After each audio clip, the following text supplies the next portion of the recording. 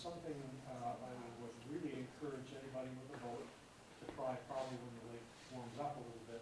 But exactly the things you're talking about is see minute by minute how fast you can reboard or just get a self-rescuing method down pat so that you know when you fall in the water, this is how I'm going to get out as fast as possible. But it's really, it's quite serious. And the thing, it happens when you don't expect it. I remember you telling the story just leaning back against the lifeline against students on the boat, Yeah. and lifeline snapped and it just fell backwards. I mean, it's not like you can be very prepared and something goes wrong and you just did not expect, and suddenly you're in the water. A lot of times, a lot of us will put an autopilot on when we're sailing solo, so we can focus on tuning and stuff. And if I fall off my boat, it's going to Saratoga. I mean, I'm gone. I'm on my own out there. So really, especially these shoulder seasons, boy, staying tethered in and really having a plan for keeping yourself on the boat. And that's the big thing. Once you fall overboard, your chances of survival just really start to drop fast. I know in the ocean they have e-birds and stuff like that. Is there anything like that for inland lakes or anything? The only thing that I know is I'll use a Garmin InReach, right, or like a Spot Messenger or something, keep it clipped to my life vest, because I can hit that and that's going to immediately call search and rescue and they'll know right where I am. And that works anywhere. So that's about the, what I There's do. Anyone personal else? EPIRBs as well. There's personal EPIRB devices that will activate when you attach them to your PIA. You just want to make sure whoever, that you've got a service listening on the other end that's going to send someone fast. Especially here, you think about the rangers, they're not staying here all the time, right? So now the search and rescue, I mean, it's probably going to be half an hour before they even get down to the lake to head out. You look at some of those numbers, that is half an hour to get here, an hour to get out and find where you were. I mean, a lot of these numbers, you'd already be dead. Just one last thing I would like to emphasize is that if your boat doesn't have a swim ladder, really good idea to get one on there that can hold somebody that's 200 pounds or so. Because you're going to be heavier when you're wet, but at least you've got that way to get back in the boat. Otherwise, you're going to be outside the boat. If you are solo sailing and you don't have a swim ladder, good luck with that. Because Yeah. our gunnels are maybe 4 feet off the water.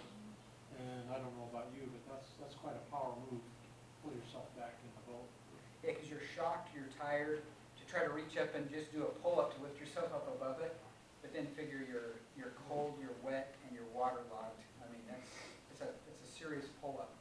It probably won't make that big of a difference, but we installed a handle right down at water level on the back of our boat with that swim ladder, so that you could grab a hold of the handle and then use the ladder and another handle that's up a lot higher to get yourself up. So I installed both handles and the swim ladder. Yeah, that's a great idea. Mine, they've got a sugar scoop transom, but the ladder's up, and so I've got a rope that hangs down that I can reach up and grab and still be able to get up. But a lot of our boats, there's no way in unless you think ahead and use some kind of line, a ladder, something.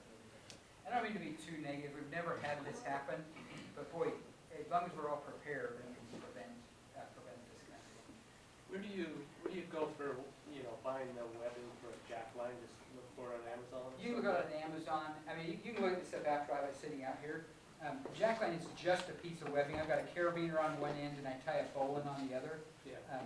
So there's nothing to it. Having the flat webbing is important though. If you have a round line, there's a chance you'll trip on it underfoot, and that flat line just lays a lot better on the boat. Recreation outlet will sell the webbing for that. Yeah, you just go recreation out. I can show you a foot. Out and back on State Street in Orem, they've got webbing and rope, they've got climbing supplies, and a lot of that applies to sailing. Mhm. And this tether I made, you can buy them, they're pretty expensive, but I've just got like a Kong, I'll tell you a secret on this stuff. Yeah. The marine version of this is like extremely expensive, but the This is the warehouse safety worker version of this is a lot cheaper. The only thing you gotta be mindful of is if you ever take it to salt water, that salt may not like it, the hooks as much. So That's my advice. You can go on Amazon, it'd be way cheaper, but you wanna search it more for like your guys that are in the warehouses clipping into their machines and Or stuff. But climbing it's the candy same, herring too. it's literally the same thing though. And you'll see on this one, I've got 2 tethers on it, one's 3 feet long, one's 6.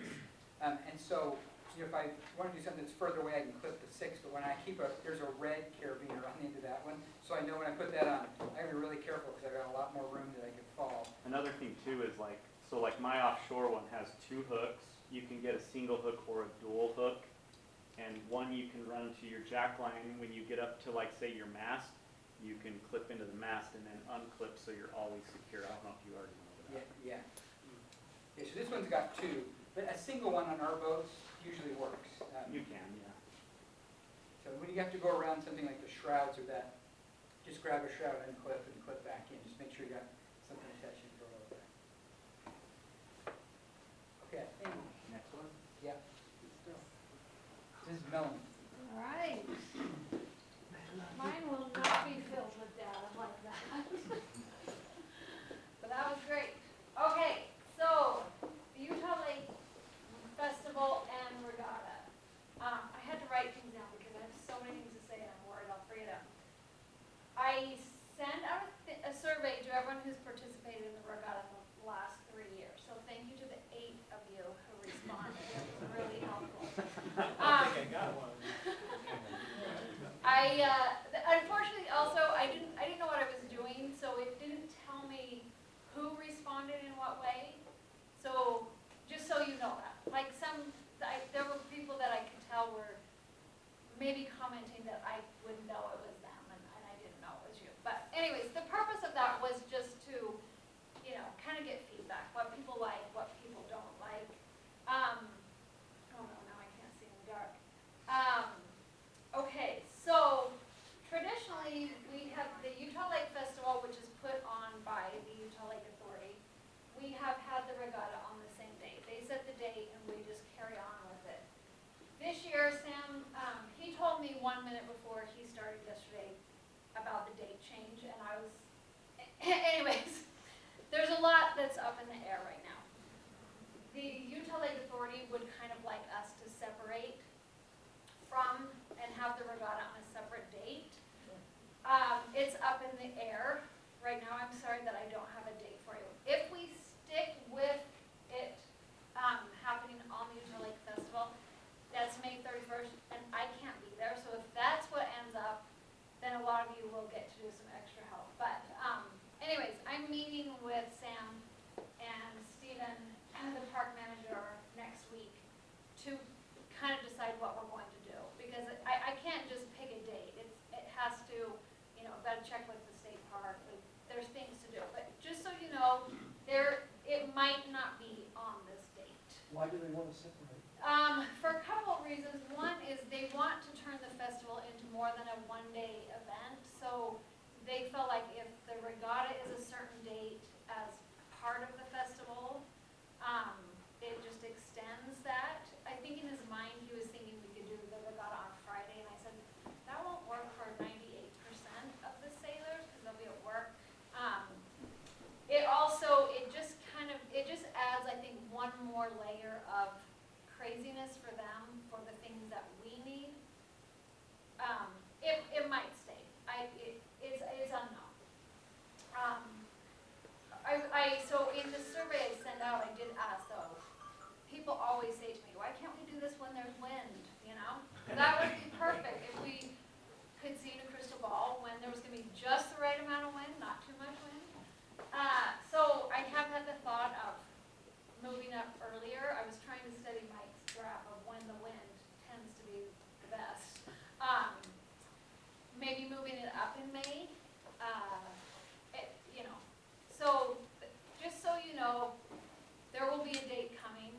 I hope I have it, a solid date by next Thursday to announce to everyone. Along those lines, I wanted to mention that, so Bonneville School of Sailing had put on this regatta for years and years. Excellent job. And then about, 3 years ago or so, they said, okay, we're not gonna do this anymore. Will someone take it over? I graciously volunteered, which I'm so happy people always realize that it's me that's putting the financial risk and everything to it. I'm happy taking that on, but I think just having that thought in your mind, like, this isn't backed by some big powerhouse company like Bonneville Schools. The Backed Bonneville by, Corporation? what? The Bonneville Sailing Bonneville Sailing Corporation?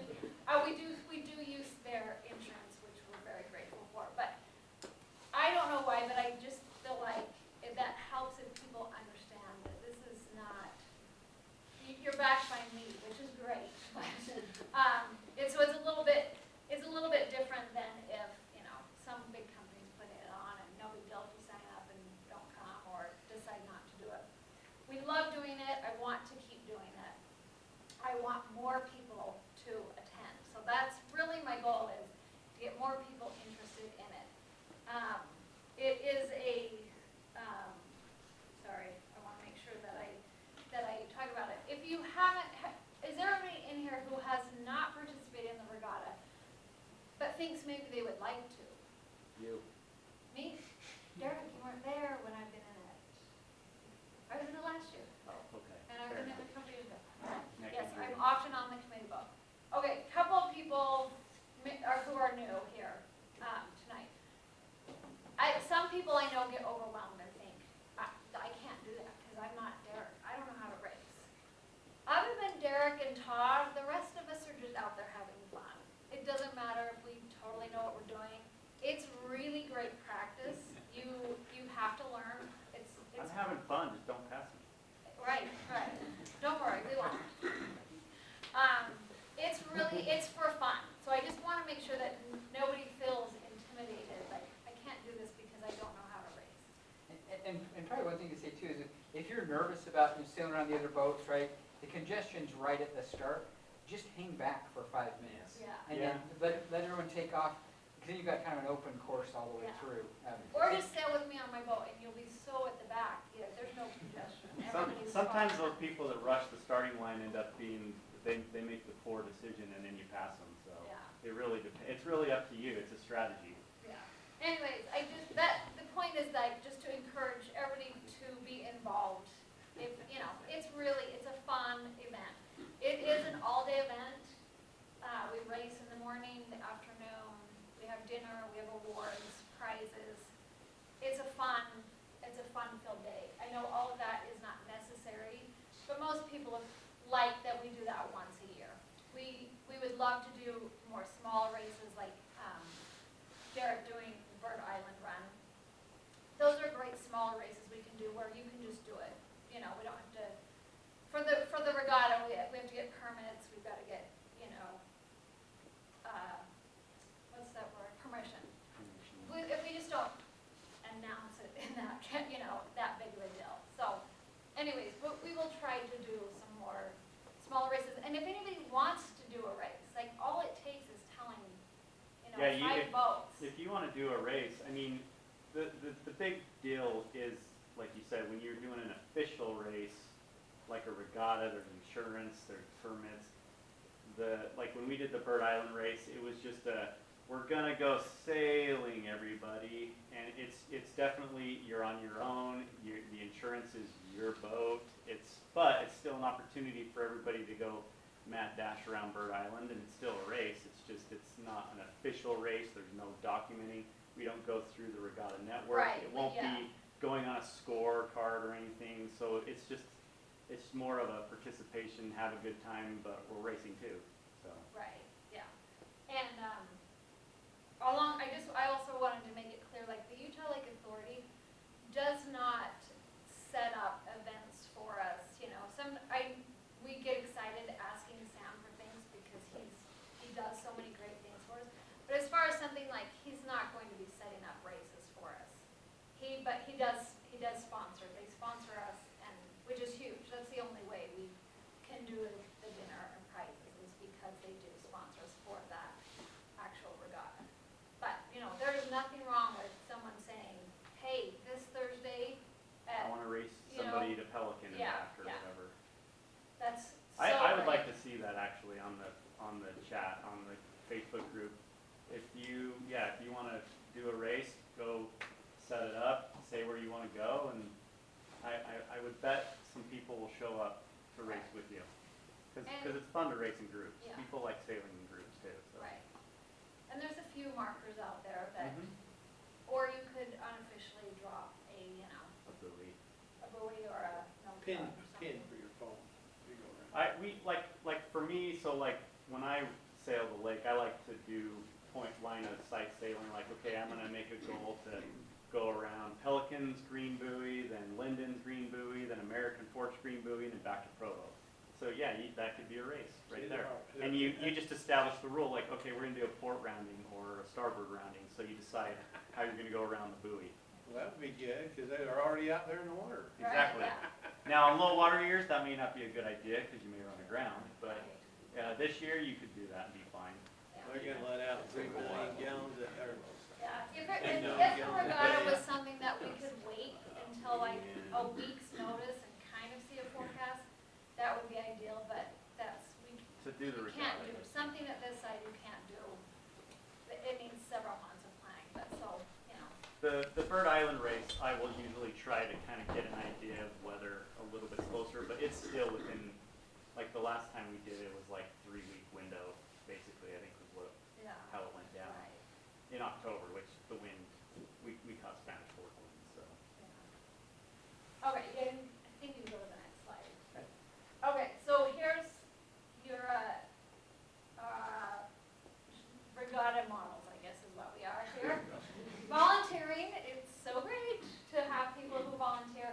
This is just showing, like, we were recording times, matching up, making sure we had the right times, and then the, what's this called? That's the Regatta score Network sheet, scorecard. yeah, the Regatta Network score sheet, showing, who won, why. It takes into account, your, HRF rating. Anyways, I try to make it so that everyone who really wants to race, really gets to race. I don't like to have people who are like, well, I guess I'll give up racing to help this year. There are things that have to happen. The dinner is where our biggest volunteer issues come. In fact, last year, like the night before, I was like, I'm never doing this again. And then the middle of the regatta, I was like, this is so fun, we're gonna do this every year. Anyways, I'm trying to revamp a way to do it that, I don't know, that doesn't require so many volunteers. And maybe, I don't know, maybe in some year, we'll just have people wanting to volunteer. Every once in a while, we get somebody out of the blue who wants to volunteer, and that's great. I think that's important though, is if you haven't volunteered for something, do it. I mean, take a year where, okay, I'm not gonna race this year, I'm gonna help out with things.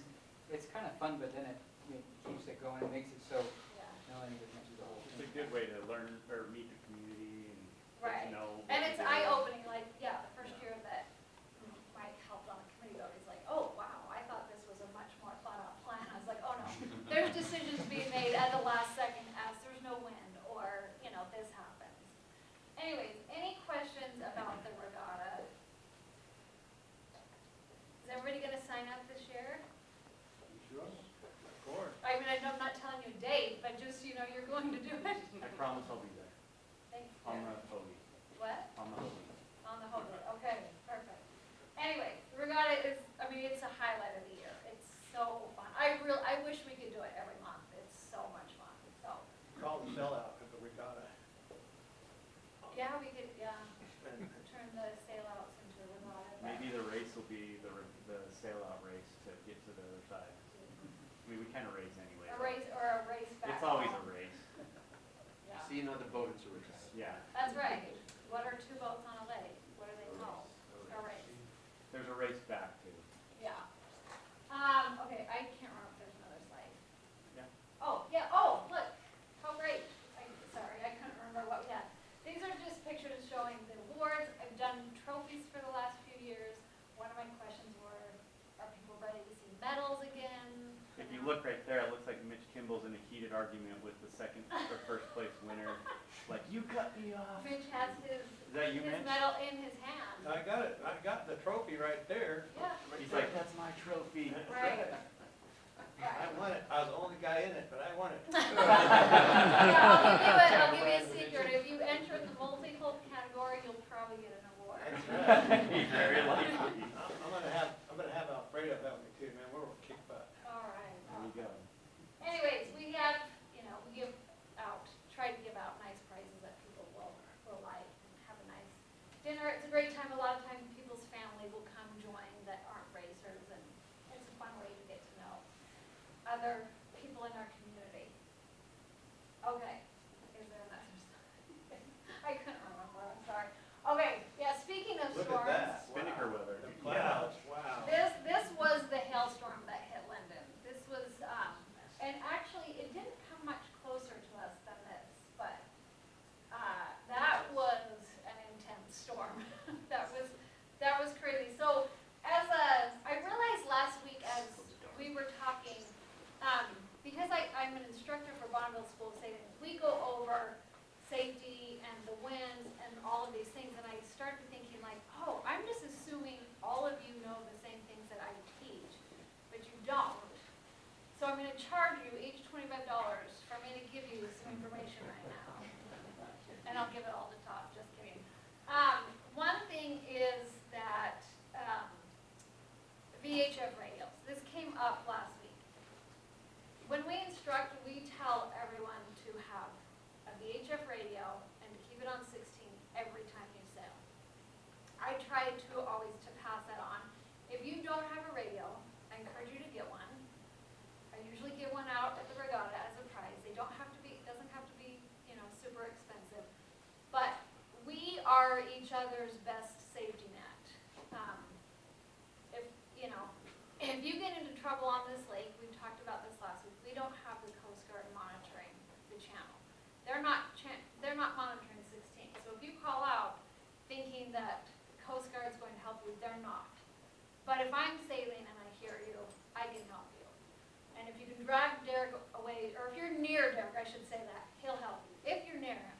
If you're far away from him, you might not want to come back. That was a joke. He's not smiling.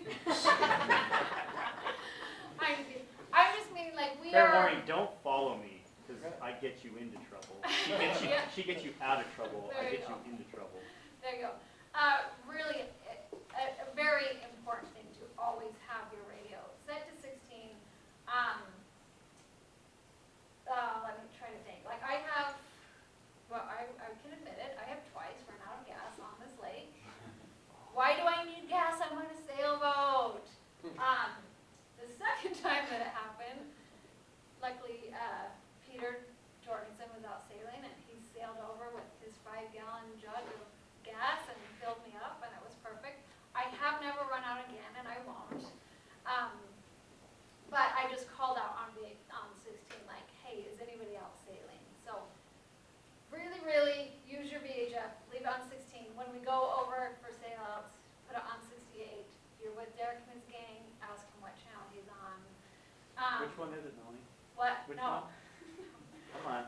Okay, oh, and speaking of that, this kind of goes along with the Coast Guard and the freezing temperatures. Last fall, was it October? I can't remember if it was September or October. It was, the sun was setting right around 7 o'clock. I think it was like September. I think Late- it was late late September. September. I was out teaching and I got a call from Todd who said, are you still out on the lake teaching? I said, yes. And he said, and it was a stormy night. It was a higher wind night. It was, Yeah, it I was think, fall. the last lesson for my group. I knew they could handle it, so we were out. We had just finished testing. We were gonna have fun. He says, are you still out? I said, yes. And I kind of was expecting him to say, get in, like, there's a storm coming. He says, okay, there's somebody's, you need to go rescue somebody. So, someone had, he was in a, I don't know what to call it, like a, It was an inflatable cat. an inflatable Hobie cat, so low to the water. He hadn't been out many times. He did not understand the Utah Lake winds enough. He just thought, oh, it's, blowing 20. That's super He did fun. follow me, by the way. And he followed Derek, so right, he's getting himself into trouble. Whereas, if it's blowing 20, you want to be very aware of what's going on around you. Anyways, he had called dispatch, who they told him, well, I'm up in Salt Lake, I'm not home, I gotta go home, get my gear, and then drive down. So, it's probably an hour and a half till I get to you. Okay, the sun is setting,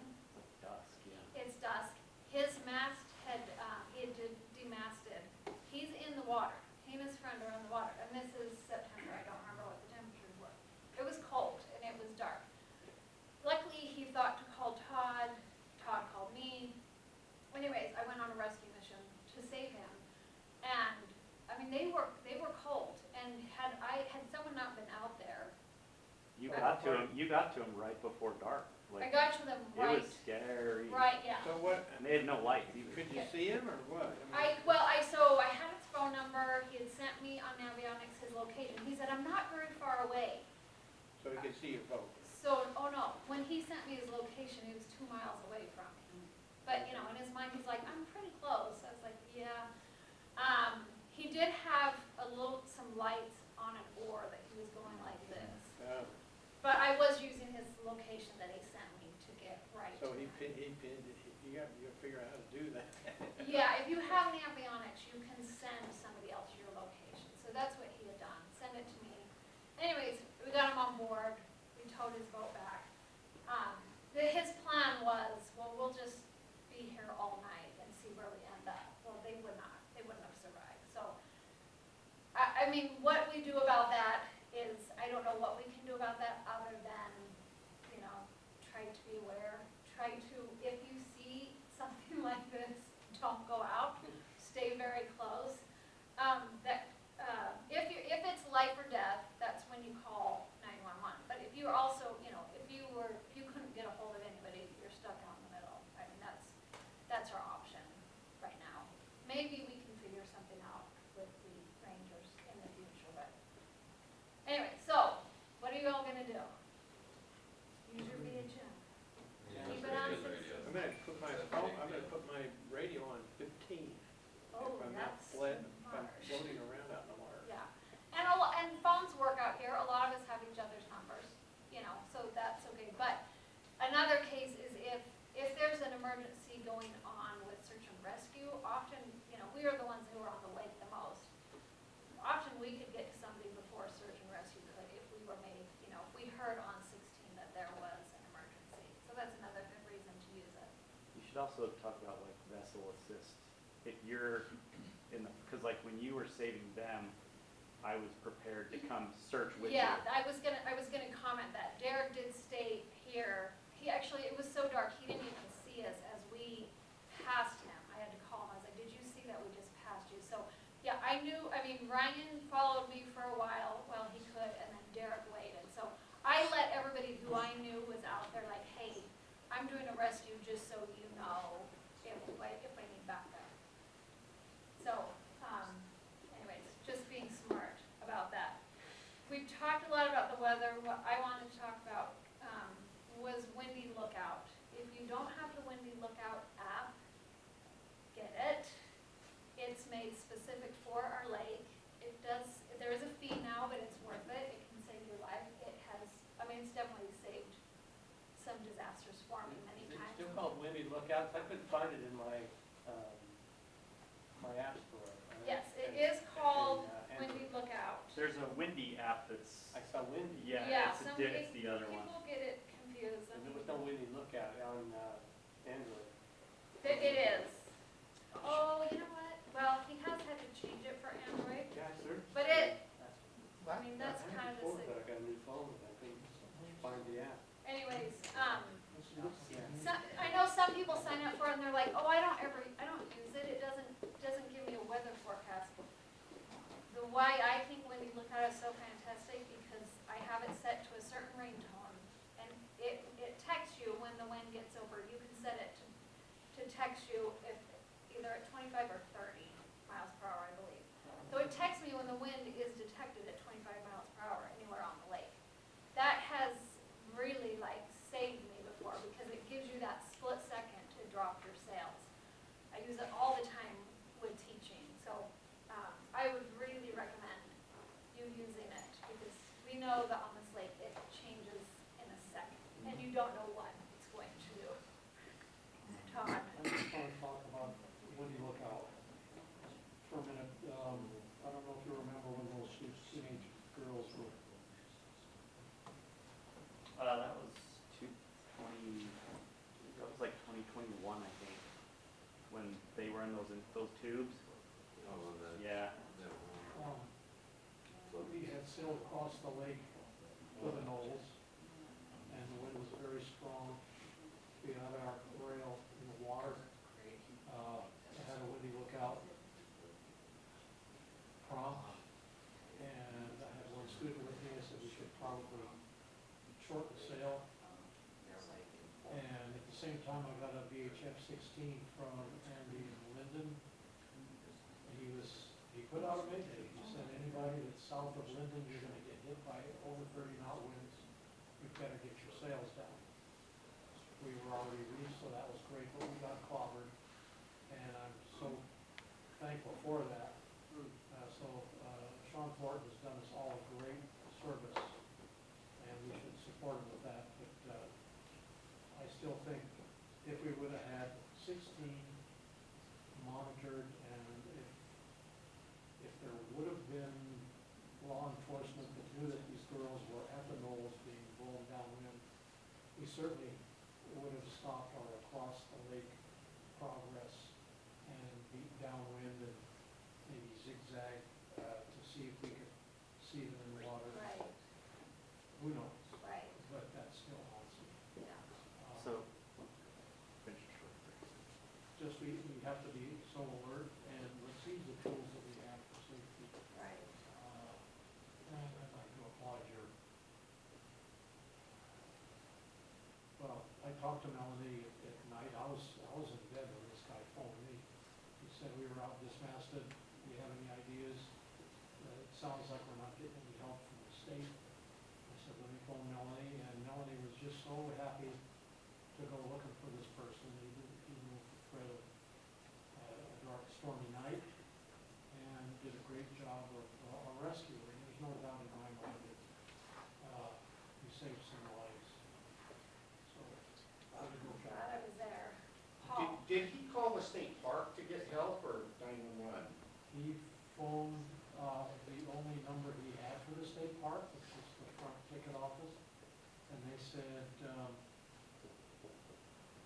we've got a number for Linden, I believe, search and rescue. And when he phoned Linden search and rescue, they said, no, you're not in our district, or, one of those. out of the area. If you're in trouble out there, though, Todd, you gotta call 911 and get county search and rescue, because the county goes out on the lake. right. The rangers. Well, I've got a reply for that, but I won't say it. If somebody's dying, we're not gonna, oh yeah, let's see, I heard where you got a phone, blah, blah, blah. 911 should direct them, channel 16 should get this cotton picking park. It's got 2 Boston whalers sitting ready to go out and rescue people. They should have somebody that can scramble and be on that boat in 10 minutes.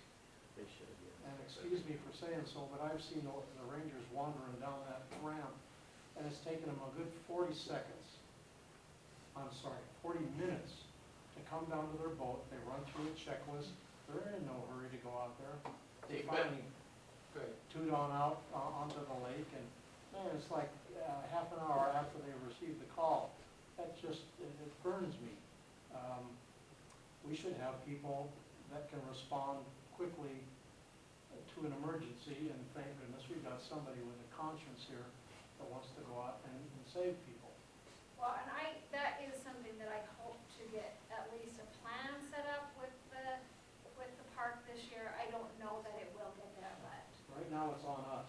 Right, it is, yeah, and know that when you go out, Yeah, know that definitely know that. you know, sometimes we'll hear like, last summer we heard someone calling out that it was a powerboat that their engine was on fire. We were like, oh, good luck, like, Yeah.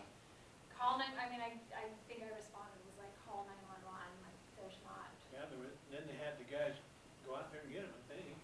Yeah, they I- did. I was in the marina when that happened. It was astonishing how many boats were getting hammered when the search and rescue roared out of there well above boat speed.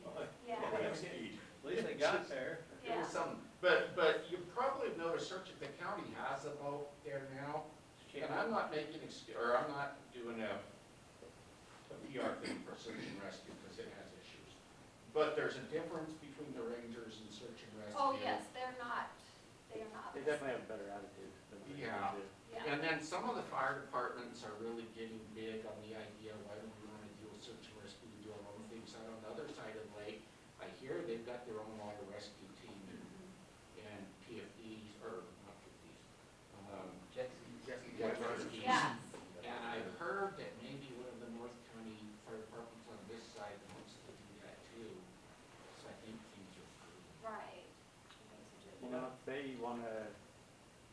power boat, that would be something we could think about. Keep it for, If they wanna give us the keys to one of these. no, they wouldn't never do that. And if they did, let me know. Okay. But I'm just saying, maybe we talk to Sam about, we should discuss that further. Yes. Because if we have the option for a power boat, it's very quick, we can respond way quicker than in our sailboats. Right. By the way, Windy app is not on the App Store, but if you go to the website, you can get it right off the website. Okay, So, as just to you clear that were up. talking about that, I know he was trying to change it to I'm not gonna use all the right words. Anyway, the format that was cheaper on his end to run it, not through the App Store. So windylookout.com Yes. is where you'll need to go, and it literally has a link to click to download it, it looks like, so. So I'm thinking that great big beautiful boat that says sheriff on it is, was it donation? But that's a Utah County Sheriff boat. Yeah, I will try to get some more information on what, I think that boat there belongs to the county sheriff. yeah, I think it does. If they wanna let us use those, like I'm qualified to operate one of Yeah, I'm those. sure they don't want us to, but, okay, just like two more things. Bonneville School Saving puts out a newsletter. If you are not subscribed to that, I would suggest subscribing to that. That's where a lot of information is found. The Utah Lake Sailors page on Facebook, that's where a lot of information is. If you don't use Facebook, you can give me your email. I'll try to send out at least like the big events. I'm not gonna send you every time somebody asks a question, but I'll try to let you know, when the big events are. I have been working closely with Sam at the Utah Lake Authority and Stephen, the park manager here. I'm not saying I'm the boss of us, but they appreciate that there's kind of a one-person go-to. So you are absolutely welcome to reach out to them with questions and problems. They typically call me and say, okay, what's this situation? If you want to, if you have questions, comments, issues, if you want to tell me and I can funnel it through. I'm not saying I'm the boss or you have to do that. I'm just letting you know that they usually call me and say, what's the story here? Like, give me the background. So they've been fantastic, so great, really receptive to things that we ask. So anyways, just to keep that in mind as we move forward. They are creating Sam told us this, a master plan for the lake, and Stephen was telling me yesterday that he's really excited about it and thinks we can do some grand things. So some of these things we've been dreaming about may start happening in the next few years. And Millie's not the boss, but she acts like it, and we need to treat her like it. Oh. Well, because I think it's important because, several years ago, we had really rough relationship with their, park administration and stuff. It's really smoothed out, and Millie's done a great job building that relationship and goodwill with them. And so if there are issues, it's good just to check in with Millie, 'cause she's got a good relationship there and kind of help guide us through things. But we're in a much more enjoyable place now, just a lot less stressful as sailing. So thanks for what you're doing. Yeah, It's really really- well. Happy to be doing it.